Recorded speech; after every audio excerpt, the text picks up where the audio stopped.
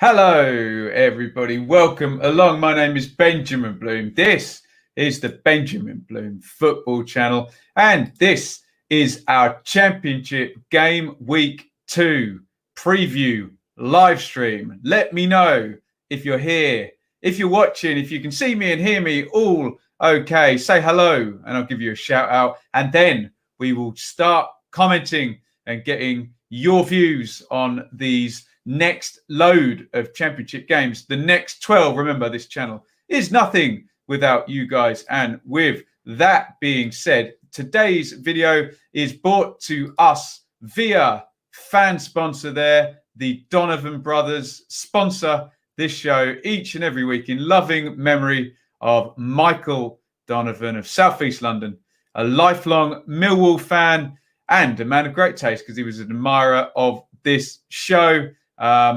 Thank you to the Donovan brothers, and a great thing there to celebrate the memory of Michael each and every week on this show. You too can become a fan sponsor on the channel on any of our recurring shows here. Evening to Colm in the chat, evening to Jason, and evening to Ollie. Get involved. We are going to go through each and every one of the Championship Game Week number 2 games. We'll go through one by one if you want to get your predictions in or things of that nature. People like doing that, don't they? So we can do that as ever. We'll look at the runners and riders, how we see the week paying off, playing out, however you want to word that. And then maybe we do a bit of Q&A at the end. Let's we say evening to Mike here and evening to Matthew. We had an interesting chat about FPL. Matthew thinks I've managed to rig the biggest fantasy football league website in the world. He won't give me credit for just being good at the game. There we go. I'm sure it was all in jest, Matthew, wasn't it? Let's start at the beginning. A very good place to start, in the words of The Sound of Music. Hey, what a cultural, wonderful channel this is. Here are your game week 2 fixtures there. If I remove the ticker along the bottom, we have Friday night, Coventry versus QPR. I wonder if I move to the side, you can see me. Probably not worth it, is it? Which we will be doing as a watch along. Check that out. Forest versus Cardiff is an early kickoff on Saturday. Luton, high-flying Luton versus Derby, who haven't started too well. Borough versus Bournemouth. Norwich versus Preston. Alex Neil going back to Carrow Road. Sheffield Wednesday versus Watford. Reading versus Barnsley. Blackburn versus Wickham, both looking to get off the mark. Brentford versus Huddersfield. Same deal there. Expectations a little bit different though. Rotherham versus Millwall. Swansea versus Birmingham. And then on Sunday, because, well, I assume it's because of this, Stoke are playing tonight, aren't they, in the EFL Cup. It is Stoke versus Bristol City. We will go through one by one. My prediction for the whole season, I think Luton will push for the playoffs. Interesting, Mike, with a Watford badge there. Or is he doing the thing I did about Norwich, where you just predict them high and then, hey, if they do finish high, at least you were right. If you were rigging it, you'd be top. Well, absolutely. Unless I was hiding in plain sight in 3rd position. Can't see us getting anything from the Watford match. They have an unreal squad. Derby signed Kamil Vorschlik. Not quite sure that's the spelling, but we have featured that, Matthew, over on the transfer update show. We will be doing another transfer update tomorrow. I would have thought we're doing Dearly Departed as well tomorrow. I've got to do some writing as well, by God. Game number 1. Get your predictions in, please. Tomorrow night, New Boys Coventry City are playing Old Boys QPR Championship stalwarts here over in Birmingham, St Andrews there, 7:45. We will be here doing a watch along on that one tomorrow night. So come and join us for that as well, if you so desire. As you can see there, QPR, we don't have much in the way of form. Top of the league, winning their opening game against Forest. Coventry losing over at Bristol City. This is what your new look QPR team looks like without Eze. Lumley in goal. This is what they played. Wallace, Barbet, Dickey and Kake. So Dickey we're expecting to be a fixture in that defence. Cameron joined by Tom Carroll, who's a proper circulator of the ball. Bright, Asai Samuel, he's still there. Luke Amos, a little bit further forward than we expected to see him. Ilias Chair with the 8.1 by his name. Good start to the season for him on the score sheet, as was Lyndon Dykes. That team works rather well on paper, but football's not played on paper, I hear you all say.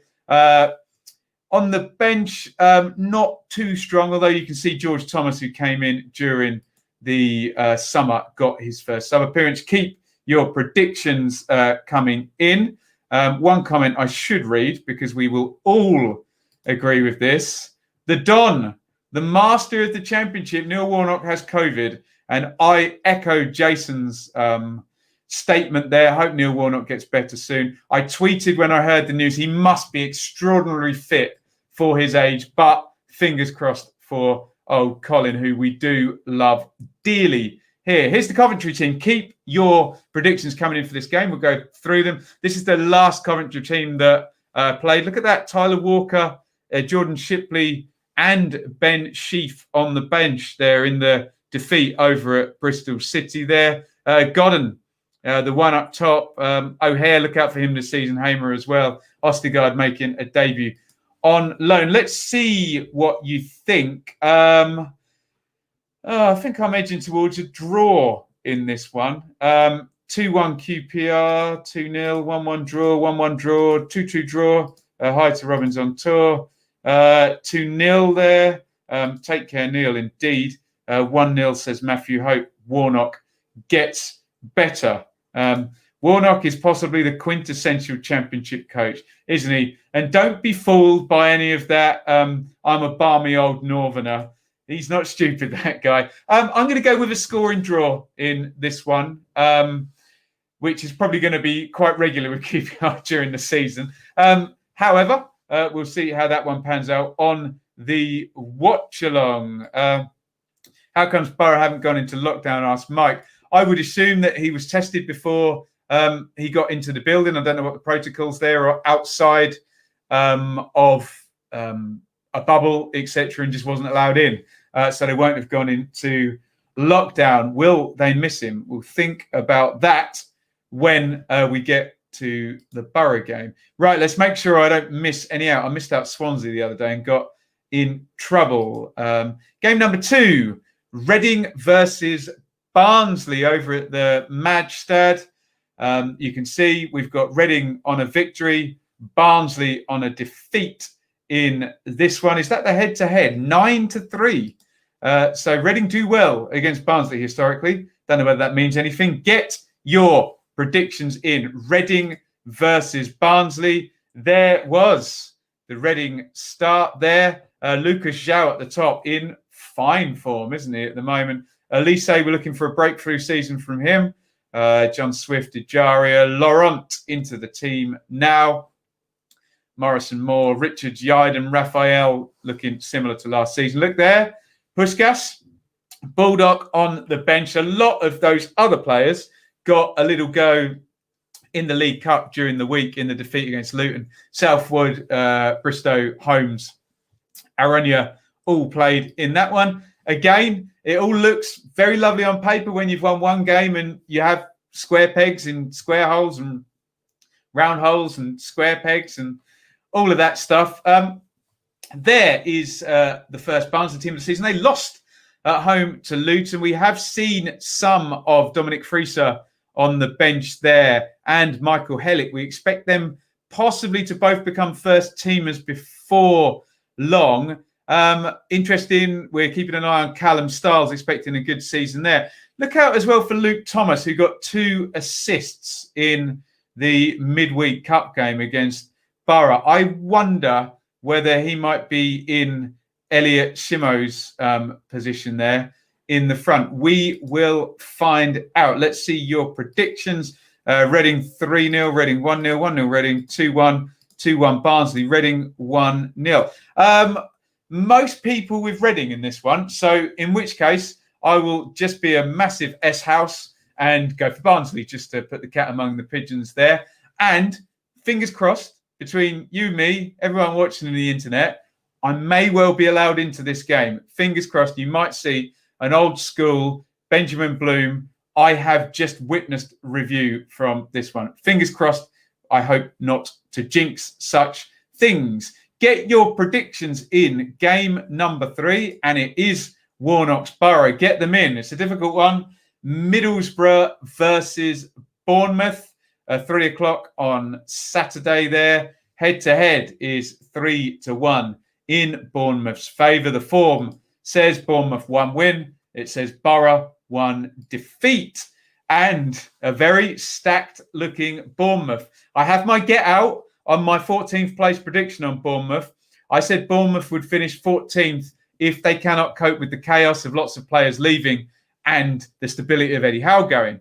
However, thus far, they've looked like coping with it fairly well, haven't they? And a good performance last season. 3 goals last week, 3 goals against Blackburn. A couple of crackers as well, particularly from Stacey and Dan Juma, were both in my shortlist for goal of the week. Look at that bench as well, for goodness sake. Surridge good at Swansea. Brooks really good at Sheffield United. Billing promoted out of here with Huddersfield as well. So Bournemouth, I'll stick to my story. I still think they've got to cope with the chaos. One swallow a summer does not make. However, if they manage to do that, and Jason Tyndall is competent here, the players can get them up and help. I was going to say Dean Holden then. It's almost like I made the same speech about him. No, he doesn't quite have Bournemouth's stacked squad there, does he? The players can most certainly help him get out. I do not appear to have the last Middlesbrough team. Keep your predictions coming in. Here's a test then, isn't it? I'll try and remember it, which would help if I remember who started in goal. So it was Bettinelli, McNair, Hall, Jake Steele, Johnson. Who was the right wing back? Don't remember. Howson. Who else was in midfield? Brown, Asombalonga, Fletcher. I'm missing a right wing back and a centre midfielder. Anyway, the point I was going to make is that Sam Morsey is signed, so he'll fill one of those positions certainly in there. This I would have as a nailed-on Bournemouth win if it was at Dean Court. However, Vitality, whatever you want to call it. The fact that Warnock's not there makes a difference, though, doesn't it? Because he is a bit of an X factor in this division. Let's have a little look at what you guys are saying for this one. Mike, 3-0. Hip, I don't know which game you're doing there. We'll say it's this one. Elliot says 3-1 Bournemouth. Wolf says, I'm going to go disguised as the 4th official in a Hawaiian shirt with flowing locks everywhere. 2-0 Cherries. 3-1 Bournemouth. Dan Juma looks class. Certainly did with that goal, didn't he? 2-1 Bournemouth. Bournemouth 2-1. And don't feel bad, I predicted Bournemouth to be 20th. Yeah, right. If they just have to be competent. That's what I said about a lot of these teams. I just thought that the Eddie Howe factor in players going out would do for them. Borough, they will do it for Neil. I missed who Bournemouth are playing. Playing Borough, Wolf. 2-0 anyway. 2-1, 2-0. 1-1, 2-2. I'm going to have to go for Bournemouth in this one, especially because Neil Warnock is not there. Still feels weak up front. Asombalonga and Fletcher, great, but when they wanted to affect the game against Watford, they couldn't. Morsey will of course make a difference. Just surprised that Ayala's just gone into Blackburn, hasn't he? And seems to be one centre back and 2 strikers in that first sort of 16 players there at Bournemouth. So, excuse me, at Borough. So I will go for a Bournemouth win in that one. Might be both teams to score in a Bournemouth win, though. That being said, let's move on here. Stoke versus Bristol City. Remember that one, 2 o'clock on Sunday. Stoke play Wolves tonight. Is that right in the EFL Cup? I think I'm right about that. Some heads-to-heads and whatnot there. Stoke drawing at Millwall in their first game. Bristol City beating New Boys Coventry over here. And this was their team. However, we would be remiss to not mention Bristol City's 4-0 victory with Casey Palmer and Chris Martin starring, and Tyreek Bakinson in the deep line playmaker position. I wonder if any of them, particularly Chris Martin, are pushing for a start. Maybe not yet, but the idea that Jeju might be a bit expensive, and if they could get some money in for him, that they would, and be happy with Naki Wells and Chris Martin up top for the season. I don't know. Get your thoughts in on that one. Thomas Callas has hurt his shoulder, I believe, which is not good. Semenyo scored as well, talking about strikers in that one. So possibly Mawson, Viner. I think Tommy Rowe has played centre-half as well. But certainly some of my Bristol City friends getting very carried away with all the possession and all the goals so far there. Let's keep an eye on that one. See if Dean Holder can prove me totally wrong. Thought he'd be out of a job not far into this season, but there we go. There is Stoke's debut team. They're looking very much like last season's team. Give the addition of John Obi Mikel. We know the score with Stoke, don't we? Tight, hard to play against, hard to beat, solid. Expecting them to do pretty well this season. Get your predictions in. Let's see what you guys are saying. 1-1, 2-1 Stoke, 1-0 Stoke, 2-0 Stoke, 2-0 Stoke, 1-0 Bristol City, 2-2, 1-0 Bristol City, 1-1. Now, Bean's Bristol City always seem to be the team that proves me wrong. If I predict them to win, they lose. If I predict them to lose, they win. This has gone on a long time. I blame Lee Johnson. Maybe Dean Holden will make them more consistent and easier to forecast. I'm going to go for a Stoke home win, which means Bristol City will probably win. So I'll go for a Stoke home win in this one. Let's move on to our next game. Game number 5. Get your predictions in for the Swans versus the Blues. Swansea versus Birmingham City over in South Wales. They're both sides scoring a win on the opening day. Both really decent wins, actually. Swansea 1-0 at Preston, and Birmingham, which we did as a watch-along on the channel. Remember, join us tomorrow night for the next watch-along. But in the meantime, get your predictions in for this. Quick plug there. Super Chat, Patreon, Amazon Shop. Like, comment, subscribe, sponsor. Bosh. Got it out real quick there. So let's have a look at how Birmingham did it. Well, we knew exactly what they were going to do because Aitor Karanka is the manager there.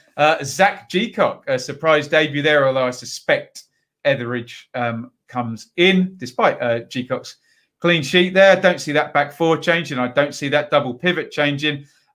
We do now, however, have Scott Hogan in at Birmingham. Don't worry, we will do a transfer update video talking about that properly tomorrow.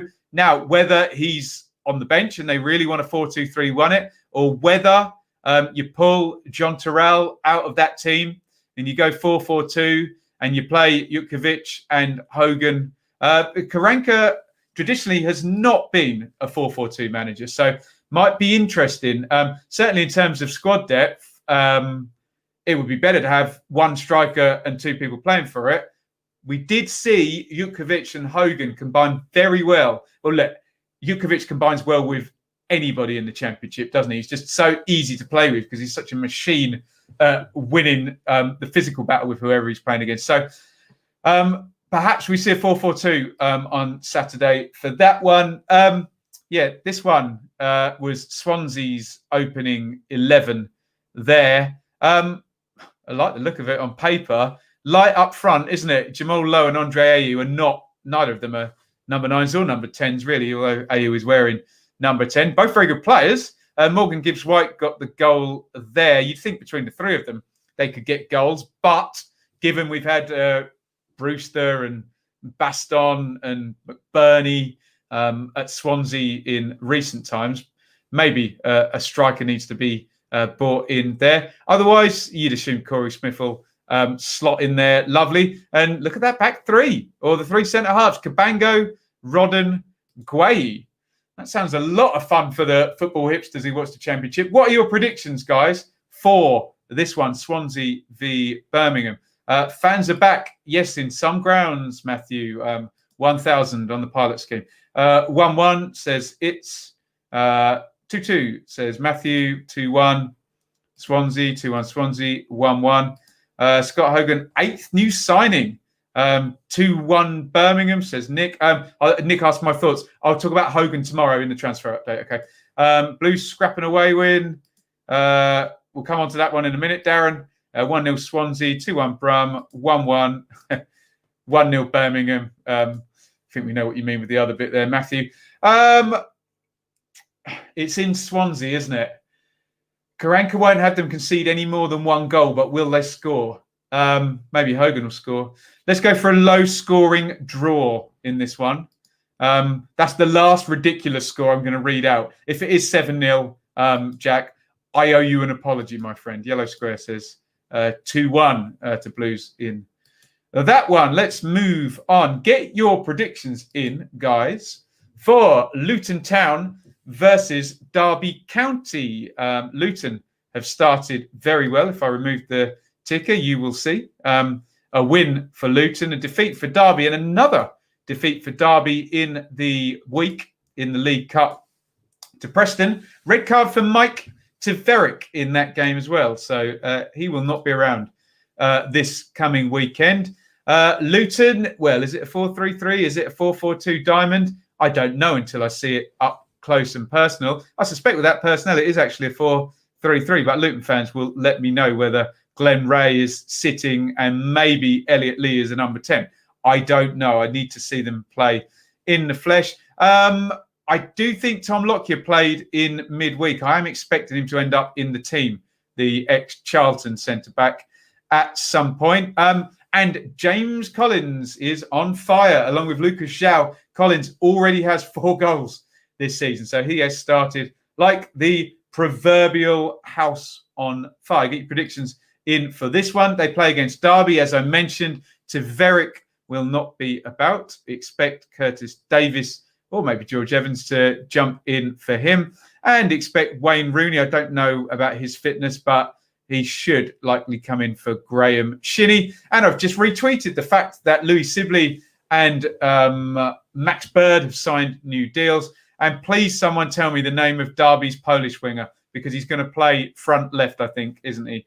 We're still waiting for a striker. I cannot talk about Jordan Ibe, Derby fans, until the shirt is held up and it's done. Okay, that's just my policy. Josviak is the winger, I think.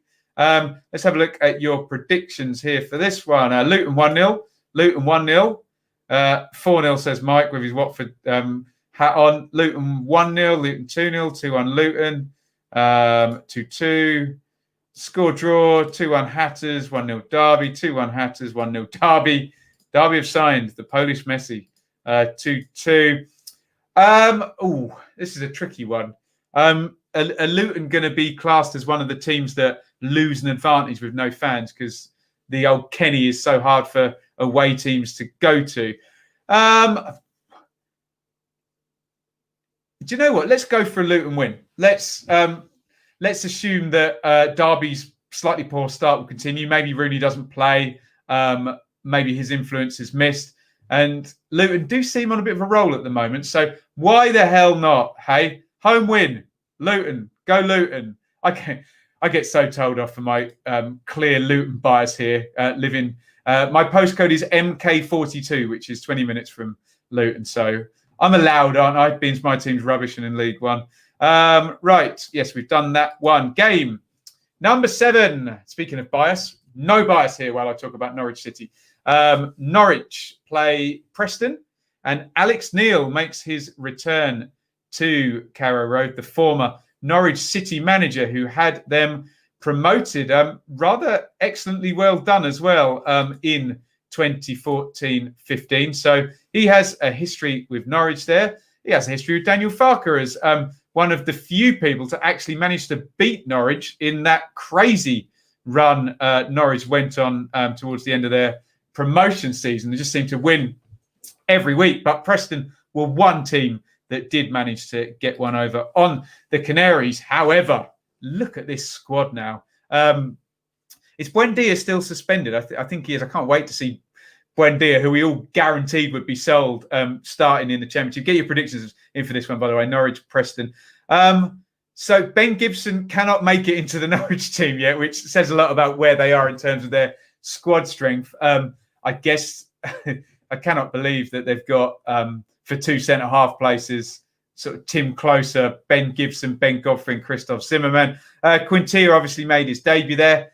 Aarons is still there. Look at that. Expected he might have been gone. Yeah, hey, he could still go, but we will find out. Cantwell started as well. Look at that. Dowell started. But it was Adam Eder off the bench who got the winning goal. Timu Pukki, he lost his mojo a little bit. Lovely assist by Pukki for the goal, I have to say. However, I just think last season he smashes that one in before he's even thinking about passing that. Sorry, not last season. Season before last. Look as well, Plachetta on the bench. And we haven't even mentioned Jordan Hugel yet, which, look, I had Norwich to finish top. If they get that squad working well under their manager, who's already won the Championship once, and their sporting director, who's already won or been promoted at the Championship twice, this should be a bit of a cakewalk for Norwich. Preston there started Barkhuizen up top. He scored a brilliant goal in the League Cup against Derby, so maybe he's getting a bit of form. They've got Maguire there. You never quite know with Alex Neil who's actually going to start. Bayliss could start in centre midfield. Gallagher could start in centre midfield. We will see. As long as they get Alan Brown out from right back, that always vexes me. Preston have got a small chance if they can get their intensity going in this one. But, well, let's see what your comments say on this one. 2-0 says Jeff, 3-1, 3-0, 2-0, 3-0, 3-1. Hoping for a Buendia masterclass. Does that mean he's back, Jack? 2-1 Norwich, 2-1. Buendia is back. Oh, dear. Oh, dear. Be very telling to see whether he plays, because if he's not anywhere near the squad or anywhere near Carrow Road, then we know that they're close to a deal for him. If he plays, just watch out Championship, because we've got this situation with, I've seen Sarr as well training for Watford today, where we've got these incredibly highly rated players who are clearly too good for the Championship, possibly going to play in it. 1-0, Dowell, 2-0 Norwich. Buendia back for this game. Going to be very interested to see if he plays. 2-0, 2-1, 3-1. You just missed Luton, Jim. Norwich looked pretty poor against us. This is much more of a challenge. I'm going to say 1-0 Preston. There we go. But at least we got one Preston clip in, Preston prediction in there. I'm going to go for a Norwich home win. I've made my feelings abundantly clear about their squad strength and the quality of their manager and their sporting director and their ability to just bully this division over and again. However, Huddersfield, you never know. Huddersfield could be really poor this season and everyone could beat them, and Norwich maybe weren't at it. But come on, Buendia in the Championship, really? How's that going to turn out? Right, moving on. Am I on the right one? Yes, I am. Right, Rotherham versus Millwall here. Expect a low scorer in this one, guys. I think both managers love a draw. They love to defend. Paul Warren loves a set play. I'm sure you all saw the stats, the past match from Wycombe versus Rotherham. It does seem, and I'm not being in any way snobby about this, I don't care how anyone plays football, you either win or you lose. It does appear that this is going to be Rotherham and Wycombe for that. Maybe they made each other a little bit more extreme in the pattern of play stakes there. Let me know if you're getting distortion. I'm getting some distortion in my ear. Hopefully it's just my earphones and not coming down your end. I will just turn the gain down a little bit. Let me know how the audio is, guys. Hopefully it's all sounding okay. But my point was that we know that Rotherham are going to be hard to play against, going to be good from set plays, restarts, slow the game down, etc. And it is what it is, and that's fine. And that was borne out by those numbers. Ihekwa with the late goal in that one. They have signed. And again, I will talk about this in my fabled video that I haven't made yet on transfer updates. The son of David Hurst has come. The second coming of the Hurst family has gone in at Rotherham. He's at Leicester and he's gone in there on loan. That was the team that Millwall went with. Tom Bradshaw got a go in the week there. John Daddy's there. Looks like they've got 3 players for one position with Matt Smith there as well. Matt Smith scoring. Shane Ferguson got a couple of assists. I think Conor Mahoney got a very nice goal as well. So Gary Rowett is in a pretty good spot here in terms of what you want from your League Cup game is your fringe players to all come in, all play well, all give you a kind of selection dilemma type situation. Before I read your predictions, I will say I went to this game a couple of years ago under very different circumstances. I remember it was Murray Wallace's first game. Tom Bradshaw made his debut before he got hurt. And it felt a lot different now. It feels like Millwall are a lot stronger. Rotherham are stronger. They've gone down, come up again, and now they're returning.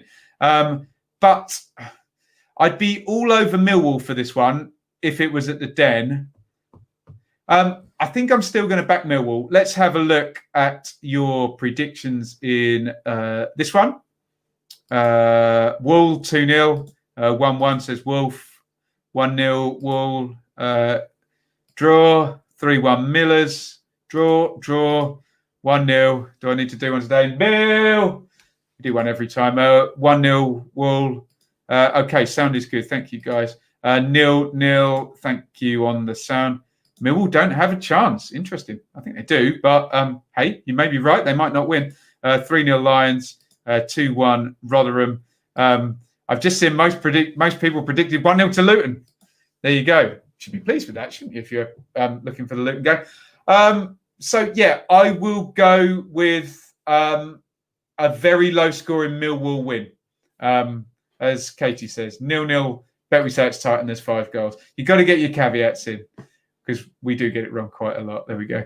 To me, to you, yes, absolutely. And I was actually there. Ipswich were there after Barry Chuckle had died. I forget the actor's name.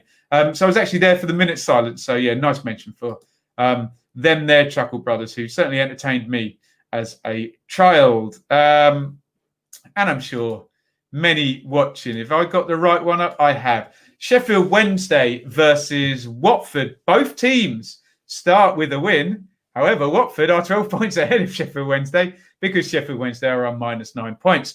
But I'm liking the look of what I'm seeing from this start of the season for Sheffield Wednesday. You just hope they don't have, a couple of bad results and it puts them right off their stride because -9 is still a hell of an amount to come back from. Watford winning against Borough.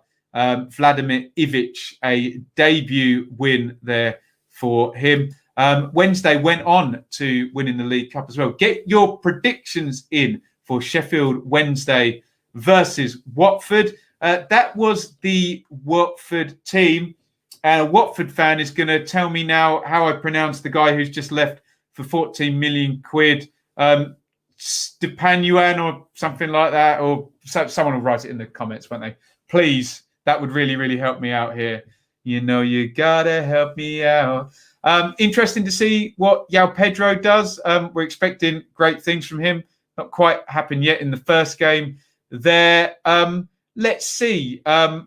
Watford's just been interesting so far because they've won on penalties. Backman saved 3 penalties, didn't he, at Oxford? They beat Borough 1-0 with a header from a set play without really dominating. So I'm still kind of pleading the fifth on Watford. I don't really know what we're getting yet, but they're winning. So we know one of 2 things is true there. Their pattern of play will improve and they'll win by even more, or it'll fall off and they're being lucky. I don't know. We don't really know. You think with the quality of players that Watford have got that it's not what I just said, and they'll be absolutely, things will move up and the performances will start to match the results, if you get my drift, if I haven't fudged my explanation there. Sheffield Wednesday went off to Rochdale, actually hammered them. Underlying metrics, I think it was only 2-0, but Windass scored again. Adam Reach possibly was playing up top with him. I don't quite remember. Oh, no, Kachunga played up top and scored indeed as well. It's interesting with Wednesday, isn't it? Because it's a really, really good start. Like a lot of these teams I've spoken about, they've won a league game and then they've rested a few players and the fringe players have done well. Can't go well for everybody for more than a few weeks because by definition, some people have to start losing. I wonder whether Wednesday will be one of them. What do you guys say? 2-2 Wolf, 1-1 if Saar plays, 3-0 Watford. Saar's going to help with the clean sheet there, Mike. Very excited to see. Maybe we'll have a little fun poll about it. The chances of both Buendia and Saar playing, and if they both play, how many goal contributions combined between the two of them do we get this weekend? Sheffield Wednesday draw, says Darren. 2-2 Matthew, 2-2 Windass and Rhodes. Katie's warming to Windass now after burying him last season. 2-1 Watford, says Jason. 3-2 Big Test, says Darren. 2-1 Watford, even though I had to say it. 3-0 Pedro's pure class. Can't wait to see it. 18-year-old Brazilian sounds a lot of fun to me. Kachunga. Is that Shakira? 3-1 Watford. Would be surprised if Wednesday got something out of the game, though. What are you doing, Iain player? I'm not reading out that prediction. Dearie me. I am going to go for a low-scoring draw. One, because it's Gary Monk and he knows the division, and Ivic doesn't. And I think it's going to take a few weeks just for Watford to settle and, as I said, for performances to catch up with results. If performances start to catch results soon, then we know, like Bournemouth and Norwich, the relegated teams, that if they can get the pattern of play right and present a stable club making good decisions here, that these relegated teams are, going to absolutely fly, aren't they? So there we go. You're welcome. Right, moving on. What game number are we on now? 10. 3 to go, and then we do a little bit of Q&A if we've got time. Blackburn versus Wycombe. As I said earlier in the stream, Ayala in for Blackburn. Wycombe losing their opening game in the 92nd minute at home to Rotherham. Very bad start for the Chairboys. Expect, well, if he's fit, Ayala to come in for Williams in there. We're still waiting for Bradley Dack, aren't we? I wonder if Rothwell is going to find his way in that team sooner rather than later. It's difficult for Blackburn.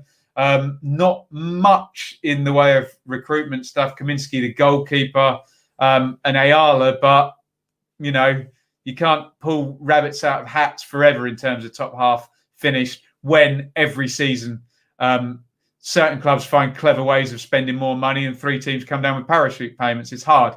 And I applaud Tony Mowbray for the job he's done. Wycombe, there was their lineup from last time. Horgan getting a start, the new boy in there. Anya Dimmer actually getting a start, much to me and a few of the Millwall fans' surprise there. Let's see. It's going to be a tricky one. It's the first away game. Let's have a look at your predictions. But a wily old Tony Mowbray there is going to be a difficult one. Is there legs in the Saar to Liverpool story? 2-0 Blackburn, says Matthew. 3-0, 1-1, 1-1. At the most, supposedly Liverpool have their quota of foreign players. Interesting. 1-1. Rover's not good at home. Dak may struggle to get into this Blackburn side. They did do well with that, actually. That's a fair point. 2-0, unless Akinfenwa plays, then no. I think I am going to go for a home win in this one and a Blackburn clean sheet, and it all to go to form. Wouldn't it be lovely for Wycombe to get off the mark? They need to sooner rather than later. 2 more.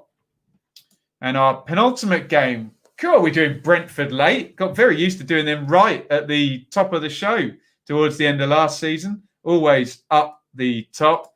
And they play Huddersfield. Carlos Carbaron looking for his first victory. First point, indeed. So Brentford, well, it was a classic Brentford have loads of the ball, create quite a good XG, have high possession and lose, which we've seen a fair bit over the last 3 or 4 years. But they became very, very much less flaky last season, especially winning 7 on the bounce. Watkins, since that game, has gone to Villa. Ben Rama, they're still negotiating with Palace. Doesn't really matter where he goes now. It looks like there's some kind of 20 million quid clause, and that he's not there, basically. Going to be interesting to see how that front three starts to cope. Whether Thomas Frank just sticks with Mbuemo, Tony and Canos and says, look, you're going to get at least 5 games together. I suspect the midfield three stays the same. I did hear from Chris, who we'll all know from the channel, that Charlie Good played very well and that he may push during the season. The other interesting news from a Brentford point of view is Aston Villa signed Martinez from Arsenal. And we know that Villa and Arsenal were linked with David Raya. So now Arsenal will be in the market for a goalkeeper. And Brentford might be able to charge a pretty penny for Raya, with Daniels already finding his way into this team. Huddersfield, anyone else fail to be excited by that when Carlin Grant is not around? Huddersfield have brought in Naby Sarr. Is he an upgrade on Stearman and Schindler? I don't know. They've already brought in Pippa as well, so he's not going to go fullback unless they're going to go to a 3 at the back. But you would think a disciple of Bielsa like Carlos Corberan would have a plan and stick to it. I'm worried about Huddersfield. I honestly am. And, you know, they've lost at home to Norwich. Got a really hard start playing Norwich and Brentford in the opening games. They've got expensive people around like Diakabi and Benza, who they dropped big transfer fees on. Come on, Huddersfield. Let's have a look. Oh, yes, I can put someone on the naughty step. James is going on the naughty step there. Here we go. James is in the timeout for 5 minutes. Colm says, bye, James. He's gone.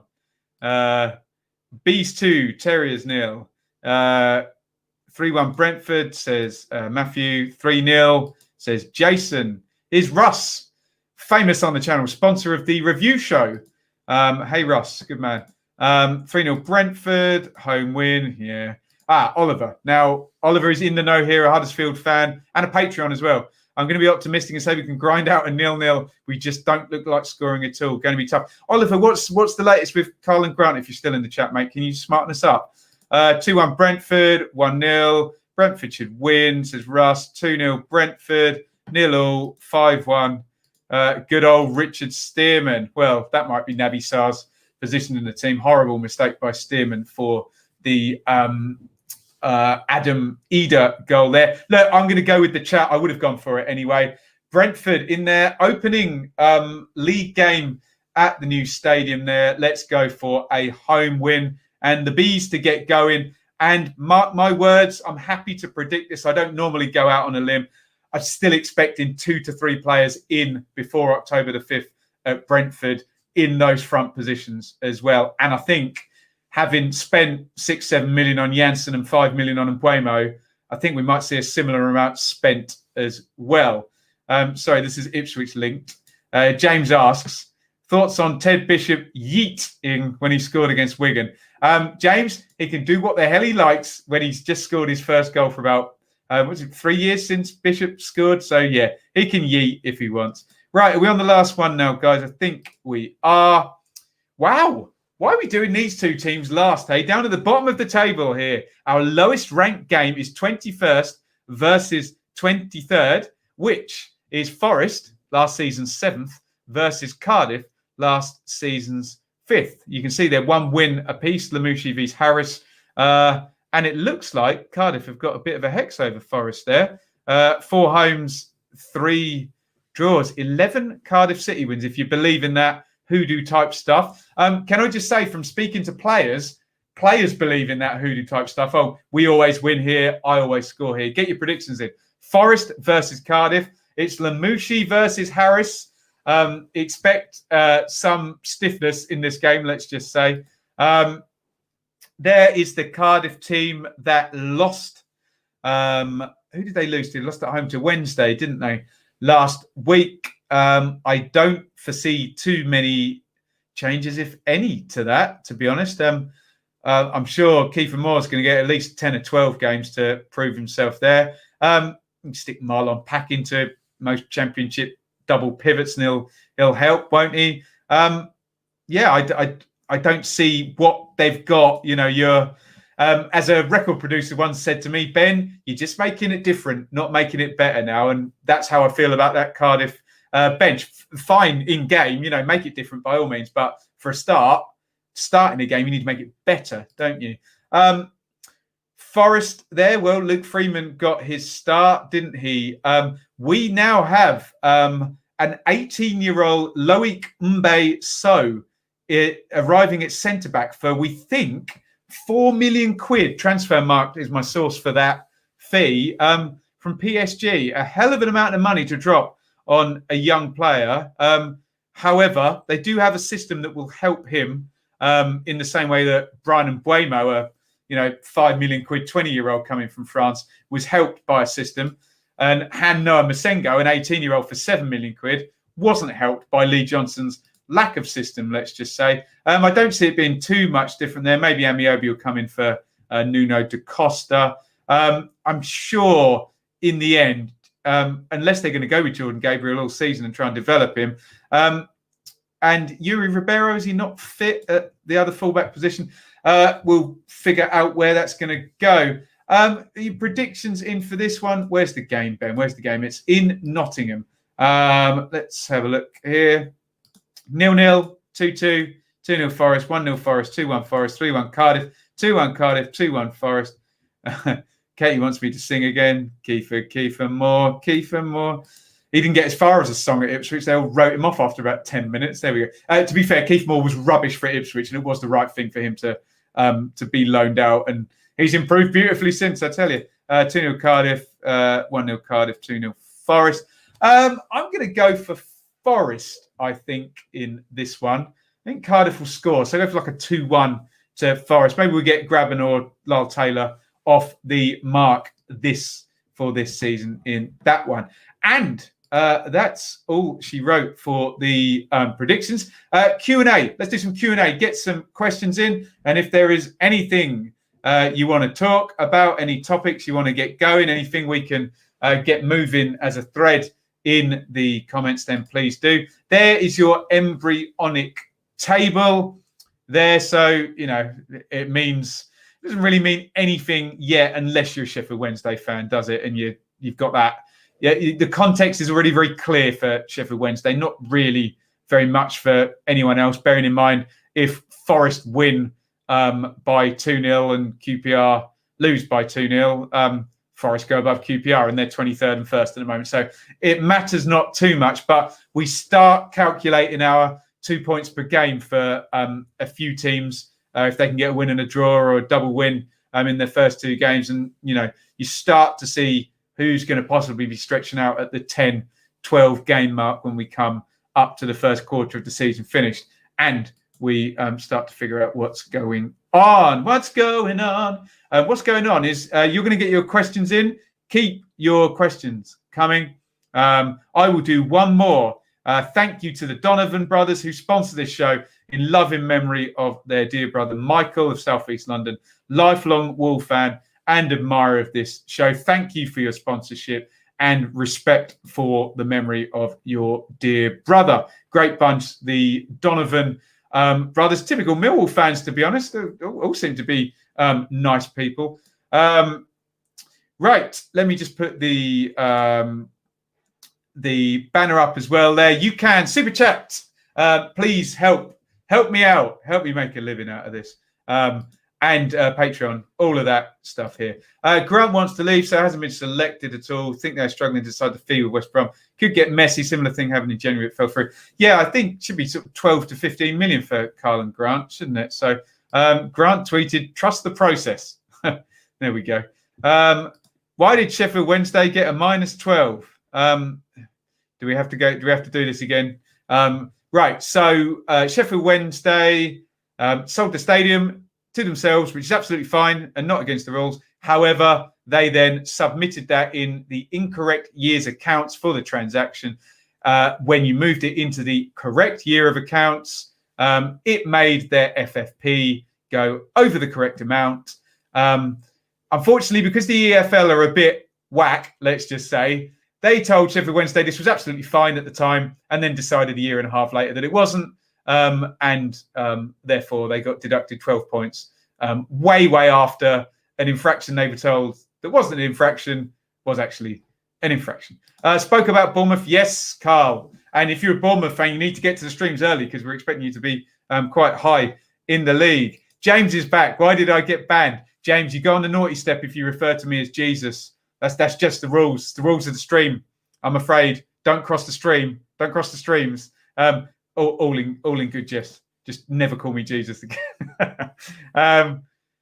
What's your favourite ground aside from Portman Road? I like Aston Villa a lot, actually. I love the history of it. I love thinking about the FA Cup semi-finals that have happened there when they always used to play the Cup semi-finals there. And I love the, the banner that has their commentary of the goal when they won the European Cup. That's a proper club, isn't it? They've got commentary of when they won the European Cup. Love it. Any news on Jack Butland? Don't think he played the weekend. Is it involved for Stoke? Will you be doing EFL's draw review tomorrow? Tomorrow. Well, first of all, let's say on Butland, maybe he just needs a scene change, and maybe they just stick with Davies for a while and get him out of the firing line. EFL draw review tomorrow. I don't know because there's only one game featuring championship teams, so possibly not tomorrow. The plan, I've got dearly departed to do the preview show, and then we're doing COV QPR, and even got to do some writing as well. I'll try. I will try. Damn, I'm late again. I've done Stoke Bristol City, but you can spool back. BBC got the name of our new long signing wrong, called him Tom Jones instead of Tom James. I said it's not unusual. I'm going to tap the table. Lovely stuff. Keep banging on about the banging on. Banging on. There's no banging on here just for the views. No, we have nice cogent analysis here. So I would advise you change your tone about my comments. But who in the Norwich team, apart from Buendia, would get in the Bournemouth team? Answer that in the chat. Max Aarons definitely would. Ben Gibson probably would. Quintea Sorensen. Timu Pukki probably would. Todd Cantwell, possibly. 5 or 6 of them, I would have thought. Can you really see the fans back in October? Nick, it's happening. It's happening, mate. Pilot issues 1,000 in the stands this season. It's coming. Do not worry. It's coming. Thoughts on West Brom signing Gallagher on loan? Which Gallagher? Smarten me up, Jack. There's plenty. James says, sorry, Geez, only a bit of banter. Love the championship. There you go. See, you can tell the people who don't actually deserve to go on the naughty step because they come back and then don't double down on the Jesus business. But no, it's all in good jest, James. Hence why there's no blocking goes on. Where do I think Blackburn Rovers replaced? I think I went for bottom half, Matthew, sadly. Ben, somebody's having at Bournemouth. Eddie Howe, more like Eddie Who. Justin Tindallball. There we go. Forgotten him quickly, hey? Best way, I guess. What's the latest with Wigan? Are they in a better position now financially and as a club than they were at the end of last season? I would bow to, if Katie's still in the chat, on that. But yes, it's working its way around. John Sheridan's in as manager now. The administrators have done the horrible stuff that they need to do. And hopefully it's an upward trajectory now. Being an Ipswich fan, did you ever have the pleasure of visiting Layer Road, Colchester? Yes, I did. I saw Colchester versus Rotherham circa 96, 97. I was only a young kid. And Mark Sale scored for Colchester. Villa have no statues, which surprises me. God, they could have a few, haven't they? How would you compare recent Amazon docs to Sunderland Till I Die? Good question, that. Well, I mean, the best thing about the Spurs documentary is that Jose Mourinho is so box office and so entertaining. Look, the Sunderland one was just a train wreck, wasn't it? So it was very entertaining. The Leeds one today felt, compared to last season, they'd put 6 episodes worth into 2 episodes. And, you know, I personally, I'm not saying you have to, prefer the 6 episode format, but I can understand why they didn't allow them quite as much access. with the EFL draw being later tonight. No, after we've done this, Jason, tonight, I'm going to go and hang with Shaylee. I'm the only one gets away with comparing our man Ben with the Holy Lord. There we go. No way, says just there for the views. Is that your comeback to... There you go. As what does he say in the office? Who is it? Tim goes, oh yeah, that's won the argument. No way. There you go. Look, I'm happy to have a debate with you just there for the views. But as we know with this channel, my debate is based on reasoning and critical thought, and not I like this team better than this team because I support them. Yeah. So if you support Bournemouth and Bournemouth is your favourite team, great, fantastic, good for you. I support Ipswich. Ipswich is my favourite team, but I understand that there are teams that have better players than Ipswich, and that those players may get into their team. I understand that Ipswich have better players than other teams, and some of their players wouldn't get in. But the channel here is not about emotion, I'm afraid. It's about reason and good analysis, and that's why people like it. So if your only criteria for, no Norwich players would get in the Bournemouth team is I support Bournemouth and I like Bournemouth better, it's probably not going to work here. And we want the analysis to be a little bit stronger than that, I have to say. But I will happily listen to your reasoned response rather than no way, if that's not too mean of a response. I'm just being very honest about how we work and how most of the channel kind of comments, really. According to the Huddersfield Examiner, we rejected a £15 million bid, once 17. Not bad, yeah, fair comment. He's only young though, isn't he, Carl and Grant? Pookie, I went into the Bournemouth team. There we go. Buendia Aaron, says Carl. Krull, says Mike. Yeah, I think we can have a reasoned, sensible debate. Matthew, got to go. Thank you, Matthew. See you soon. Oh, Conor Gallagher at West Brom. I like that a lot. They need a striker, though, Jack, don't they? You've got plenty of good players to play off the front there. But no, I like Conor Gallagher very much. Is he ready for the Premier League? Well, you'll tell me if he goes to West Brom. Thoughts on Huddersfield being linked with Iain from Ajax on loan? I don't know the player, Terrier 15, so I'd have to do some research. However, one would assume that if he's an Ajax product, he's technically quite good. That would be my initial thought. Opinions on Blackburn's transfer window, Matthew? It's hard because unless you have somebody big to sell, having banked on Gallagher and Brereton, pretty big signings the past couple of years, unless you have someone to sell, what can you do? Do you know what I mean? You have to, without parachute payments, you have to sell, buy a couple, sell, buy a couple. So I feel a bit sorry for Tony Mowbray that he can go and get a new keeper for sort of, I don't know, $750,000 or whatever it was, and Danny Ayala on a free. His hands are a bit tied unless, Dak gets, 8 goals and 10 assists before Christmas and they can do a big deal for him or something like that. And then he can actually retool. It's hard without that. It really is hard. What do I think of Ipswich's game against Fulham? It was men against boys, wasn't it? It's a Premier League team that's been in the Premier League, retained Premier League players, got promoted against the League One team. And sadly, that's where Ipswich is. We didn't get hammered. No one got injured. A couple of fringe players played okay. We're out of the competition. Fine. Tick it off. Away you go. Sunderland till I die was quality. How do you think Wednesday will do with the -12 and then winning the first game and playing well? It's looking good. They just need to keep momentum, don't they? You just worry if they lose 2 on the trot or lose 1, draw 1, and all of a sudden Wickham wins or whoever's down the bottom at the time. Rotherham, if they're down there, Rotherham have got 3 points already, haven't they? You know what I'm saying? I don't want to be disrespectful to those clubs. Who's down there at the moment? Forest and Cardiff.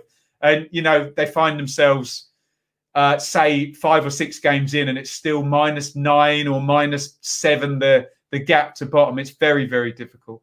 Flair player, the lad from Ajax, Huddersfield go hand in hand. Okay.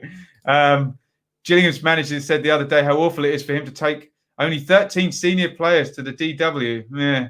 First world problems in comparison, isn't it? Does having fans at some grounds give those clubs a slight advantage? How much noise can 1,000 fans make? I don't know, Graham. We'll see. If you know me, I'm a stats and numbers guy. If a team is losing and you bring 1,000 fans in and they start winning, I'll go for it. But we have seen through lockdown, cream rises, good players make good teams, good managers manage good players, good teams win, bad teams lose. And even without players, we still did see the cream sort of rising. Where do you think QPR need to improve to push for playoffs? That's a difficult question. It's difficult because you can't do overnight what I'm about to say. They just need more proven championship players. It's all very well having Dickey and Masterson and Dykes and Chair.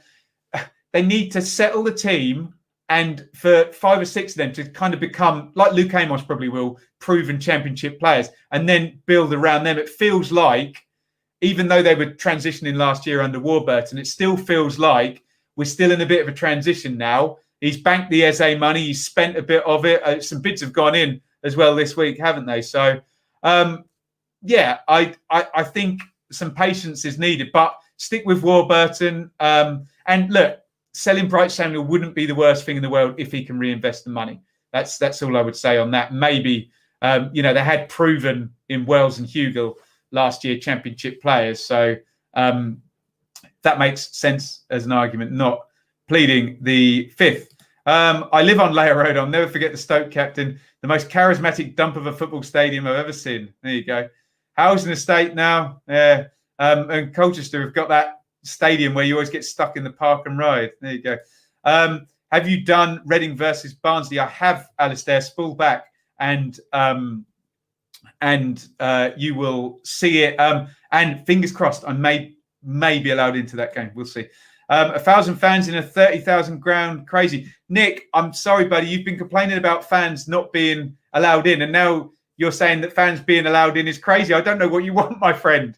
We've got to start somewhere. We've got to build up. Would you rather have none? Because you've been complaining about none a lot on the channel, and now we have 1,000. So I don't know what else you want us to do, Nick. It is what it is. There's been a pandemic.